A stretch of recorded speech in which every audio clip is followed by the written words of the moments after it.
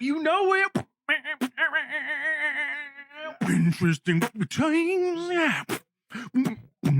Oh, yeah. Interesting things. Please like and subscribe. Yeah.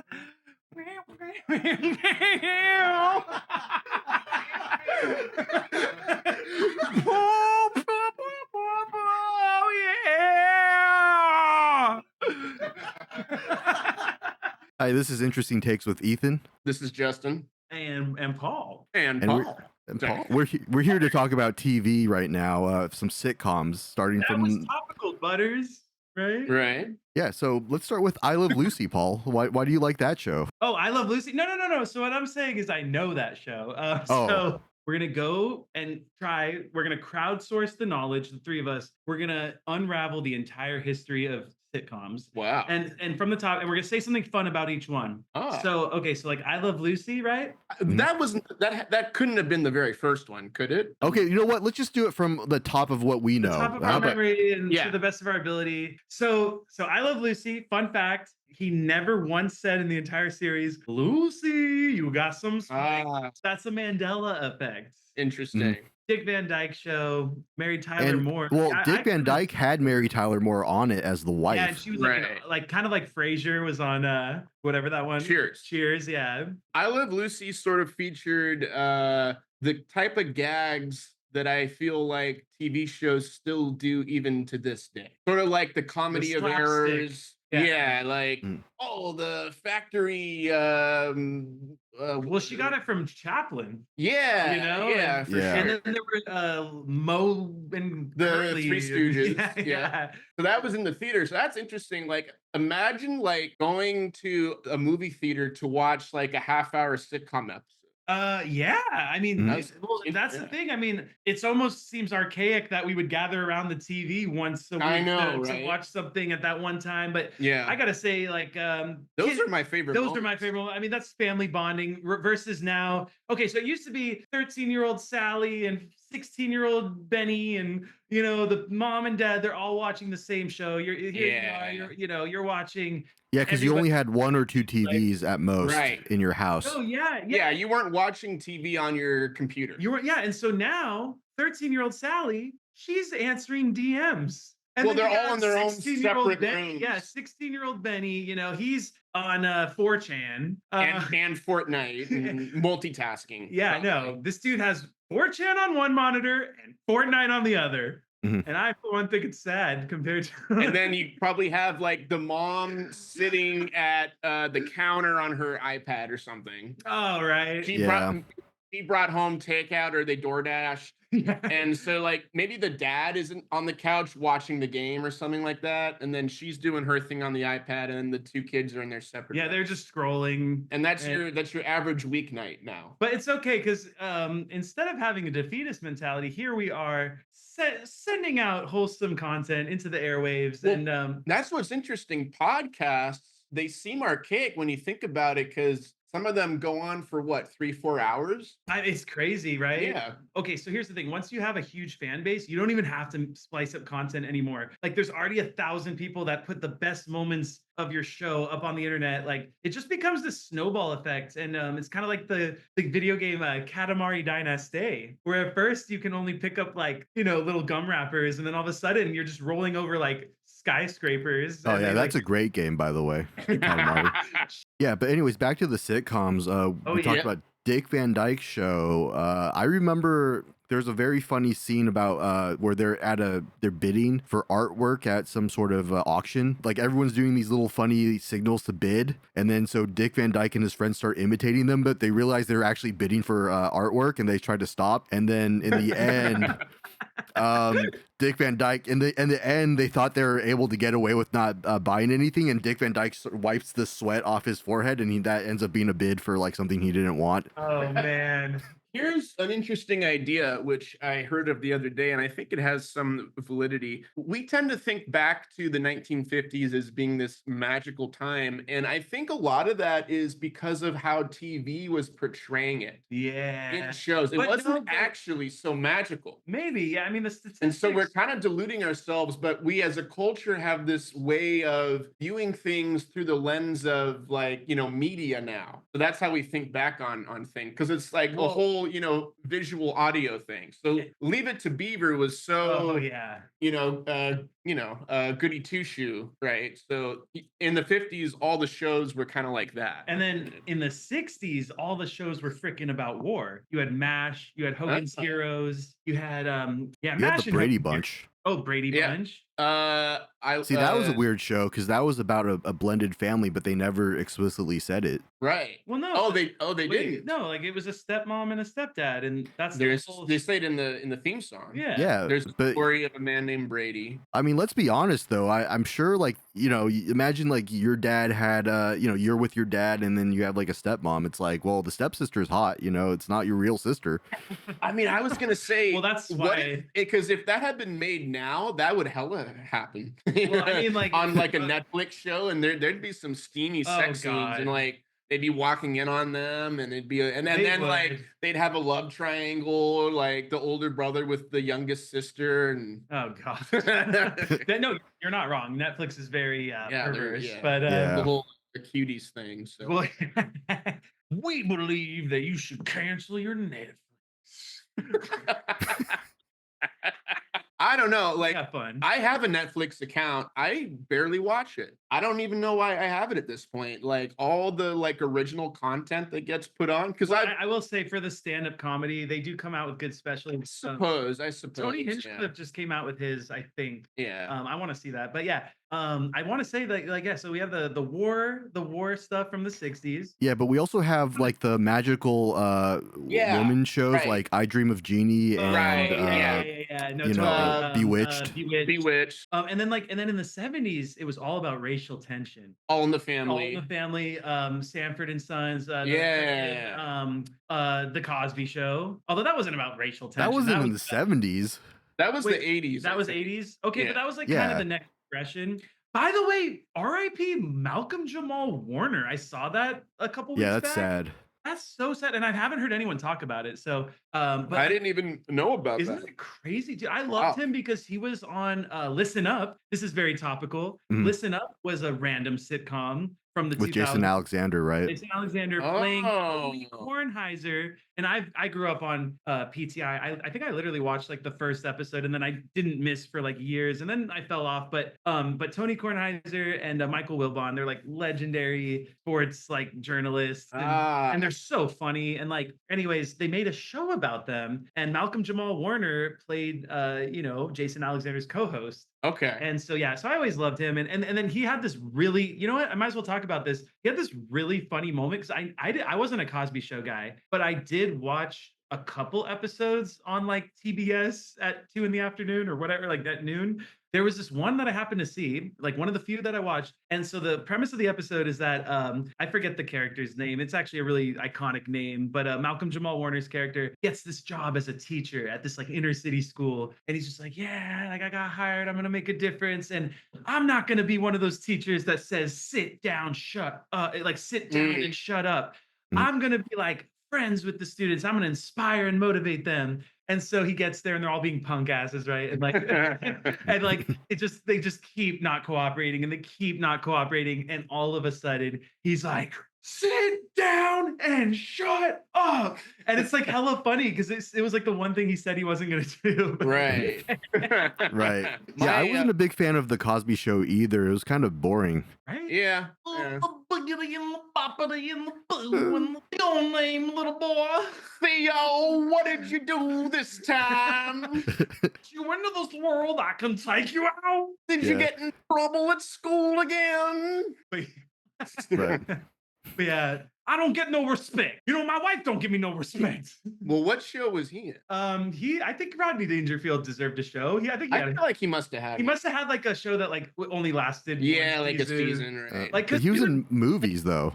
Dude, yeah, exactly. But I think the issue is a perfect example. Just real quick, John Mulaney's one of the funniest stand-up comedians of all time, right? But he had a show, like a sitcom on CBS, and it was so embarrassingly bad, and it only lasted one season. And it was like, dude, what happened? Like, I don't even think he was writing for his own show. Probably not. Yeah. So, anyways, I just want to well, back to Rodney Dangerfield. It's back in the day. I think people didn't do movies and like movie actors were just doing movies, and TV actors were just doing TV a lot of the times. Yeah. Oh no, for sure. It wasn't like. So what about Tim Allen? Because was Home Improvement his? No, he was a. That's it. Stand-up comedians were doing shows. Yeah, that was the that whole thing. Started in like the 80s and 90s. Yeah. Seinfeld, and then Tim Allen, Home Improvement. Even like later on, you had Ray Romano, and then like Greg Papa had Come to Papa, and Greg Papa is a very funny stand-up comedian. That show was actually decent. But like, yeah, you had all these different comedians. So Kevin James, King of Queens. Yeah, of course. Kevin James is genius stand-up. Like, all right, but moving on about sitcoms. So then you start getting into the so we talked about kind of the racial stuff in the 70s. In the 80s, it was kind of like Full House, Boy Meets World, like it was kind of like, the Wonder Years, like, Yeah, there was kind of a calling to getting more wholesome again, because, you had Ronald Reagan, that famous speech, we're going to start being a little more like the Waltons and a little less like the Simpsons. Oh, yeah. And by the way, Simpsons are an offshoot from the Tracy Ullman show. So that was like in the 80s, they had a segment on the Tracy Ullman show where it was like Itchy and Scratchy or something. Like they would just show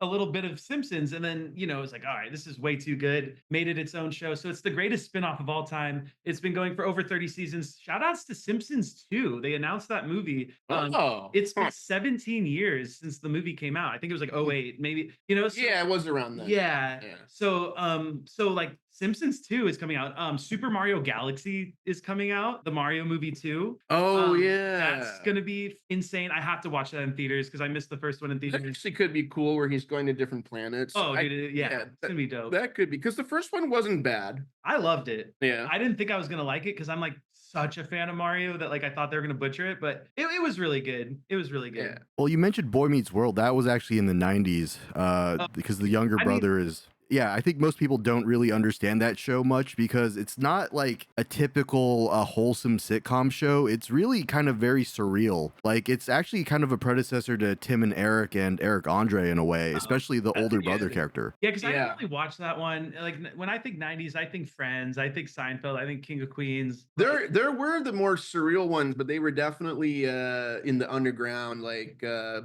Bob Odenkirk show with David Cross. Oh, yeah. That was a progenitor actually, to Tim and Eric for sure, too. Conan O'Brien was like super niche when he started doing what he was doing. But he wrote for The Simpsons. And he wrote for The Simpsons. He wrote for SNL. But like what Conan was doing was, and my mom actually, and she's really the TV buff, but she followed Conan since day one. And she remembered when the budget was nothing and they were like getting threatened to be canceled like all the time. Like every year they're like, oh, it's probably not going to renew. He was kind of like your favorite comedian's favorite comedian because of that. Like they kept supporting him coming on and like he blew up. And Conan's literally one of the GOATs. He got the Mark Twain Award for... But was he on NBC? Yeah. He was on NBC. Yeah, so he was after, because it was like Dave Letterman was on the late show after Johnny Carson, right? And then so everyone thought he was going to take over for Johnny Carson, but it ended up being Jay Leno, and he left to do CBS. Exactly. Then he did the Tonight Show. So like Conan was after Leno, then he took over the Tonight Show. Sorry, he didn't do that. He did the late night with David Letterman. But like the Tonight Show, yeah, Conan took over. I actually got to watch a taping in LA. It was awesome. Oh, you were in the live studio audience? Live studio audience, wow. Yeah, because do they have the laugh? They might have, but like they have a warm-up comedian come out, and they rile you the F up. So like, yeah, and it's super high energy. Like they come out and they're just like, yeah, we almost throwing tonight, like, yeah. So like you want to laugh, you're put in a good mood. But like, I find that for sure when I'm seeing stand-up live, I definitely laugh more often than I would. Like I know I do if I were just watching it at home. Well, the studies show that if you like watch something with someone, that you laugh like 4 times more. more. So it's kind of interesting.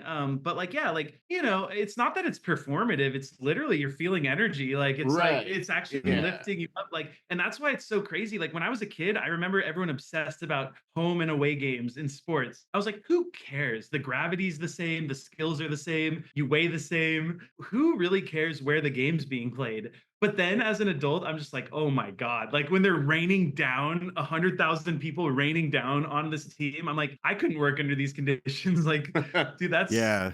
Not to mention that you're crazy. sleeping in your own bed and you're Yeah, you're eating breakfast at exactly. home. It's a huge deal. It's kind of unfortunate. Like the Chargers had to play in like San Paulo or whatever, and so they lose a home game, but whatever. I'm not salty about it, you know. You only You get should so have been. Yeah. So anyways, back to the TV. You're calling me out on knowing about Still Standing and Yes Dear. yeah, because Two of these.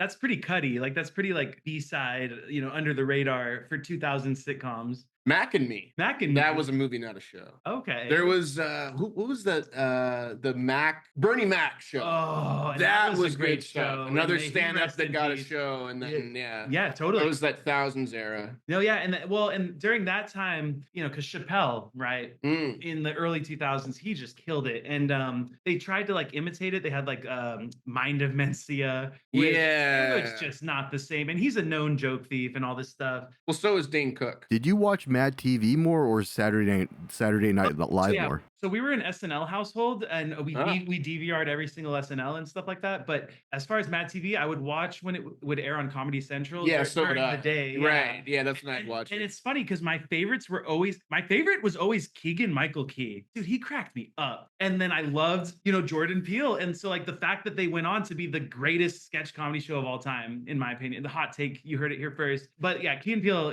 they're the goats. And so like I saw it in them. Like they were so funny. And then I loved, actually that was a funny cast. That was a great dude. Aries Spears. What happened to him? He is the best. Go look him up on Instagram and thank me later, because he shows all his crowd work and he is a genius. Like and yeah, and like freaking they all went on to do stuff like, you know, Frank Caliendo was amazing with his impressions. And then he went big time, like, and he was like on Fox Sports. And well, because he did the John Madden stuff, and that was kind of a niche thing where no one would think to do an impression of John Madden, but he's just a funny guy. Well, dude, not only did he do John Madden, but he did oh my God, why am I blanking? Jim Rome. Like that is so niche. In case you don't know, Justin, Jim Rome was famous. He got famous because he insulted this quarterback called Jim Everett, and Jim Everett actually shoved him to the ground in the middle of an interview. Oh, wow. And was standing over him. I gotta see that. That's how he reached containment, but like he was already famous before that. Yeah, he was famous, but that's when like that got him way more famous. No, you know what's so funny? So my dad is like a huge sports fan. He's seen every Super Bowl. He's watched every NBA Finals. He would watch NBA Finals when it was on tape delay and they were flying coach and all that. And so, anyways, when it came to freaking what were we talking about? Like Jim Rome. Jim Rome.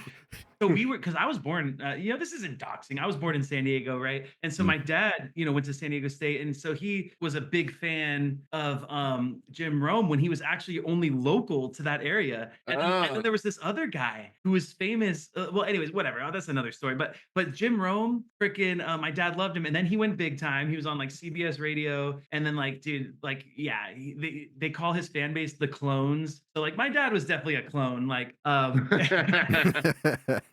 is that because it rhymes kind of with Rome? I guess so. Yeah. But I think it's because like they all kind of had the same snarky sense of humor. Okay. Yeah, and then it was really. Oh, I see. Yeah, sort of like the Brat Pack, and then the Frat Pack. Exactly, and then like, you know, whatever. Like you fill in the blank. Swifties. It doesn't matter. But like, yeah. But maybe you should come up with an internet persona called Louis Sicily. Louis, yeah. Jim Rome, Louis Sicily. Yeah, good. Let me talk to you about video games. Yeah, right. Talk about video games. And then like that was a great run. Dude was on one. When he got to the Pedal Meadows, I knew this guy won't even miss the speed swap. Right. You should be a speed run announcer. This run I've ever seen. Yeah, he has a weird way of talking. He does do the, you know, the little pauses. He's hella chill. He's just like, dude was out there, absolutely on one. Guy couldn't miss if it was the Twilight Zone of a penny. But anyways, I don't know. And then so anyways, like go look up Jim Rome for all the uninitiated. But also feel free to drop a like and subscribe. I'm just gonna say it. I'm a guest on this show, but we're having fun. This is a great, and as a fan of the show myself, I can't wait to see the AI generated art. For everything we've been talking about. Like you got Seinfeld, you got Friends, and then you go into the How I Met Your Mother and the Big Bang Theory. Those were kind of the next two big ones. And then like yeah, those were big. Oh well, 2.5 Men, maybe before that. 2.5 Men was huge. And then I feel like there was another one that had something to say. But yeah, 2.5 Men, we gathered around the TV. We would watch that. Malcolm in the Middle was Malcolm in the See, I only watched the last episode because like it was like an event, and I was like, okay, I should watch this. But like, yeah, I wasn't a Malcolm in the Middle guy. I wasn't. Here's the thing. I didn't really like shows that were about like teenage angst. that was huge in like the late 90s. Oh, for sure. But that was more the drama like Dawson's Creek. Oh god. And what's the one with like the 13-year-old mom? Gilmore Girls. Yeah, it's true. Like the moms and dads in those shows are always like 30 and then the kids are 20. Like, but yeah, but dude, Gilmore Girls was one of the good ones. I mean, they had it was kind of like iconic. And then well, okay, this isn't doxing, but you grew up with a sister, so you probably watched shows that were out of your demographic sometimes. Sometimes, I mean, I definitely was exposed to the music that was out of my demographic. So like my sister, by the way, she knew how to pick them. She loved Justin Timberlake, and she loved NSYNC, but Justin was her guy. Man. He went on to be like the GOAT, Right. And so, then, well, he isn't, because this is my Justin Timberlake memory. So I remember I used to watch NBA on NBC, right, with John Tesh's theme. That was a great theme. And you had Michael Jordan. Yeah, don't sue us, John Tesh. But anyway, it's then like Shaq and Kobe was maybe like the last of NBA on NBC, and then it moved to ABC, right? Yeah. And so they had to John Tesh offered them the rights to the song, but they decided to go with Justin Timberlake to come up with the NBA song. And it's like one of the worst pieces of music I've ever heard in my life, the Justin Timberlake NBA song.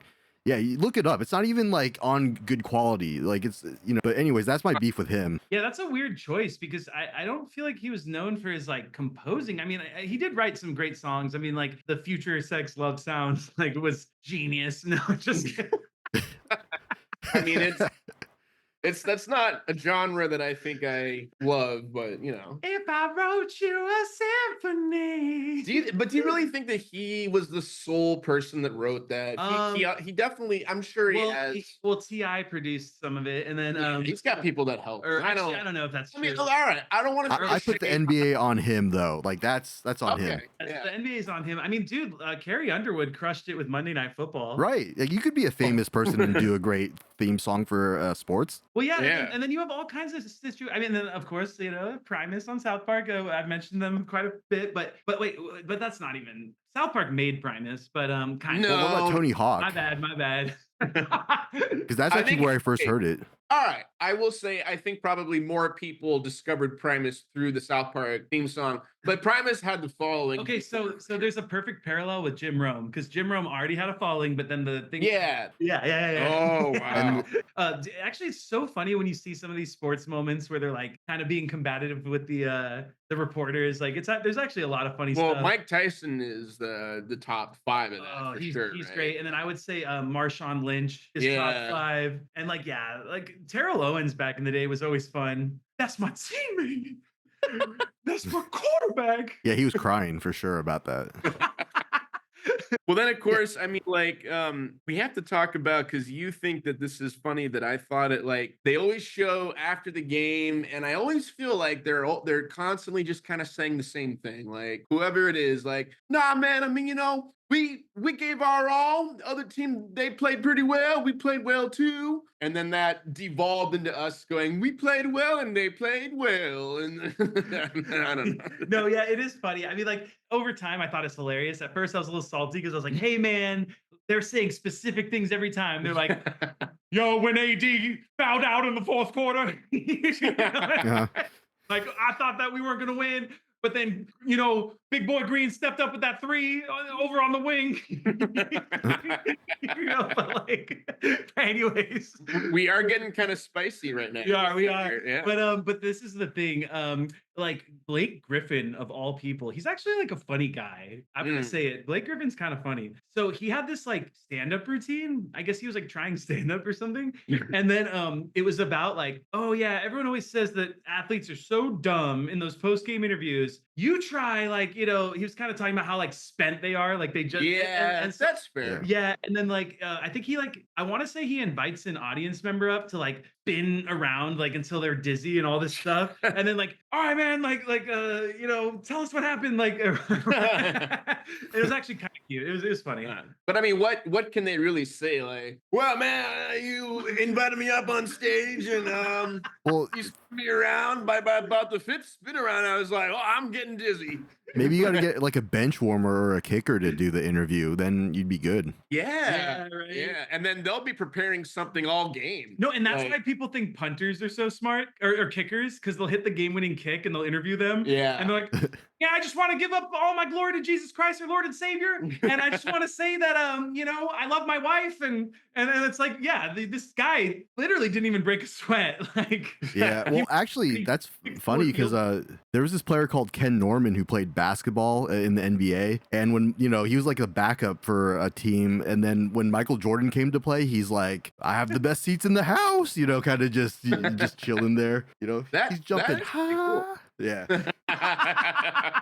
Well, dude, what about the Monmouth bench? Remember that one year in the in the NCAA tournament, and the school Monmouth, who like they were like ranked 64th. They were like a 14th. Well, they weren't a major conference team. They probably had less of a budget than all the other teams. Yeah, and so they were going super viral. By the way, the classic version of viral, like YouTube viral, Facebook viral, and and like they were just making the funniest like the celebrations after like everything, and like they would go hard, like they'd be like 4 of them are holding up one guy, like, but yeah. Well, it's kind of like because that happened with Larry Bird. He played the Hawks, and the Hawks bench was like every time Larry Bird hit a shot, the Hawks bench was going crazy. And it's like, dude, that's not even your teammate, dude. Like, your coach must be pissed. No, right? Like I mean, sometimes you're just in awe of greatness. Like, and that's why Michael Jordan got all the foul calls, because they were fangirling, right? Like, they're just like, every superstar gets more foul calls than just regular players. Yeah, you have to. That. But okay, hot take: LeBron James is considered a crybaby because he is absolutely disrespected by the referees. So what? No, he gets foul calls that no one else gets, like, for sure. Sometimes, but he doesn't get the Michael Jordan Wizards like, hey, that was a foul. Okay, Michael, I trust you, buddy. What? Wow. Yeah, no, he pretends to, dude. Okay, but like against the Pacers, he pretended to be hit in the face by Paul George, and they stopped the game for 20 minutes to like look if it's a flagrant foul, and it's like Paul George didn't even touch him. Wow. Like, okay, yeah, he is a flopper. I'll give you that. He's a flopper.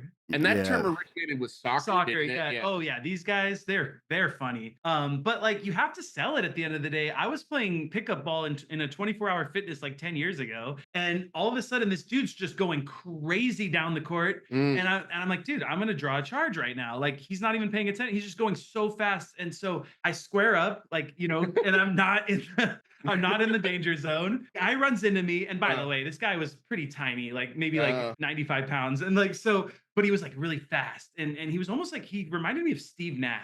But like, okay. I like how you said that, Steve Nash. And so he runs into me. He just like boom. I literally hadn't moved for like 2 seconds, and so he just hits me, falls flat on his back. I'm still standing there, planted. Wow. And then they say blocking foul, and I'm like, dude, what are you talking about? I hadn't moved for 2 seconds. And like, oh, well, dude, you got to fall back when you draw a charge. And I'm like, dude, no, like, that's just what happened. Like, I didn't fall back. I'm bigger than him. And no, you got to sell it, bro. They said that? But I got some advice for you, Paul. When you play pickup, don't draw charges. Just go for the block. I'm dead serious. Okay, no. It's a little bit of it won't gain you. You're not going to win Mr. Congeniality drawing charges in pickup game. No, it's not. You just go for blocks and pick up. Like, no one wants to take a charge and pick up. I know, but isn't that such like a boss move? No. Like, kind of metal. Nah, dude, you just go for the block. Like, I don't know why you would want to draw dude, this is pickup. This isn't like a How championship. often would you do that? Oh no, like I'd be drawing charges sometimes. I mean, like Yeah, you'd be the only one doing it. Have you noticed anyone else doing it? Okay, imagine playing chess and you never ampersand or you never castle. Like it's a move you're allowed to do. You get 10 fouls, okay? Yeah, but you're refereeing yourself, and when you're drawing a foul, they're not getting like kicked out of the game eventually. So well, no, true, but I see, here's the thing. I'm one of those people who feels like I need to go at my utmost at all times because I need all the help I can get, kind of thing. Like, so it's like I know I'm not amazing at basketball, so I have to be that hustle guy who gets turnovers and does this little, like, ooh, like, almost like a type. Yeah. I honestly, Paul, I do appreciate that about you, because you do like kind of like almost hit guys in the you're like in their face and kind of like being menacing and everything. I like it. I think I've seen you do that before. Yeah. Actually. Oh, by the way, so our high school's football team is tripping for not adding me to the roster as a fullback, because I was gonna fight for those 4th and 1s. I was gonna fight for those goal line situations. They don't even know what they missed out on. We were going to win state. Well, why don't we let's keep talking about this. This was an amazing episode. Let's end on a high note. Okay. Like George Costanza at a business meeting, like, y'all been great. Y'all have a great night. All right. You all been great, guys.